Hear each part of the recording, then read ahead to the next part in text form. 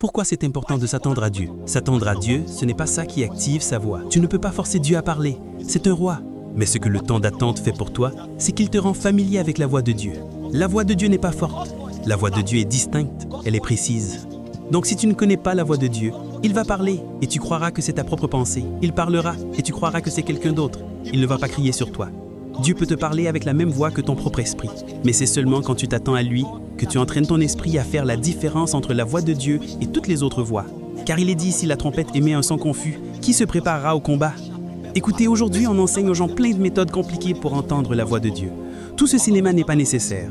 La raison est simple. Il a dit « Mes brebis entendent ma voix. Mes brebis entendent ma voix. » Si tu commences à t'attendre à Dieu, tu te rendras compte qu'il te parle depuis 10 ans. Tu n'entendais juste pas parce que tu n'as pas pris le temps d'isoler sa voix du grand mélange de voix qui sont dans ton esprit. C'est pourquoi quand quelqu'un veut entendre la voix de Dieu, il doit apprendre à se mettre à part et à attendre. Si ma femme m'appelle avec 10 000 numéros de téléphone différents, je n'ai pas besoin de réfléchir à 2 fois. Dès qu'elle parle, je sais que c'est elle. Je ne peux pas me tromper. Pourquoi ? Parce que je vis avec elle depuis un certain temps et nous passons beaucoup de temps ensemble. La raison pour laquelle la voix de Dieu est si rare, c'est parce que les hommes ne passent pas de temps avec Dieu. Quand ils vont faire leurs courses le matin, « Oh Jésus, merci beaucoup. Nous partons, tu es un bon Dieu, je t'aime.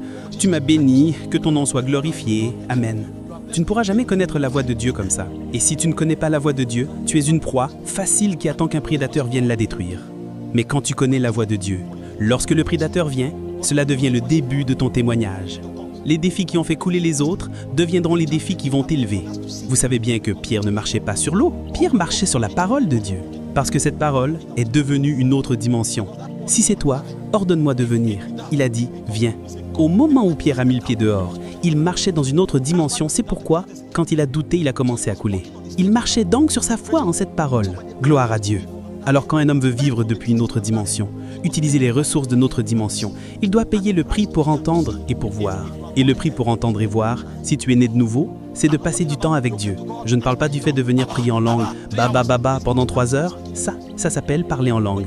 Quand tu as fini de parler en langue et que ton esprit devient sensible, c'est là que le temps d'attente commence. S'attendre, ça veut dire « sois tranquille et contemple le salut de Dieu ». Souvent, la raison pour laquelle nous parlons en langue si longtemps, c'est parce que notre cœur est bruyant. Le loyer te dérange, la colère te dérange, quelqu'un a mal parlé de toi, tu as entendu telle histoire, telle autre histoire. Tu auras peut-être besoin de prier pendant 4 ou 5 heures pour monter à un niveau où tu laisses toutes ces choses derrière toi. Maintenant que tu as laissé ces choses et que tu es devenu calme, c'est là que tu commences à attendre. Moïse a gravi le mont Sinaï pendant 40 jours. Après avoir grimpé pendant 40 jours, il est arrivé au sommet de la montagne. C'est ça le parler en langue. Quand tu es monté spirituellement, alors tu attends. Il est resté là pendant 6 jours, puis Dieu s'est manifesté et a commencé à lui parler. Beaucoup de gens ne s'attendent pas à Dieu. Ils sont pressés.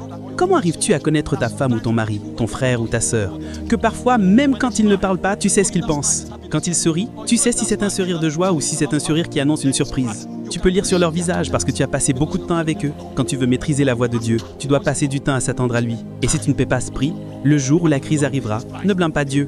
Parce que plusieurs fois, la différence entre la vie et la mort, c'est un murmure. Le même business dans lequel quelqu'un se retiré et a sauvé son argent, c'est là que quelqu'un d'autre a mis toutes ses économies et a tout perdu. Les deux sont chrétiens, ils invoquent le nom de Jésus, mais à un temps, ils voient, l'autre ne pas. L'investissement était perdu, non pas parce que Dieu est injuste, non pas parce qu'il a favorisé l'un et pas l'autre. L'investissement était perdu parce que l'un n'avait pas de discernement. Plusieurs fois, les prières que nous faisons ne sont pas nécessaires. Plusieurs fois, les choses que nous poursuivons ne sont pas nécessaires. C'est juste parce que nous n'arrivons pas à entendre Dieu. Tu es à genoux et tu pries chaque jour, « Seigneur, ouvre mes portes. Seigneur, favorise-moi. Seigneur, que cette année soit mon année. » Chaque année a été ton année. Le problème, c'est que tu n'as pas entendu les signaux de l'esprit. Donc, même quand ton année est arrivée, tu n'as pas posé les actes que Dieu t'avait dit de poser. Ton année est venue et elle est passée. Mais si tu sais écouter Dieu, même l'année qui n'est pas ton année, tu sauras comment manœuvrer pour te frayer un chemin et avoir ta part.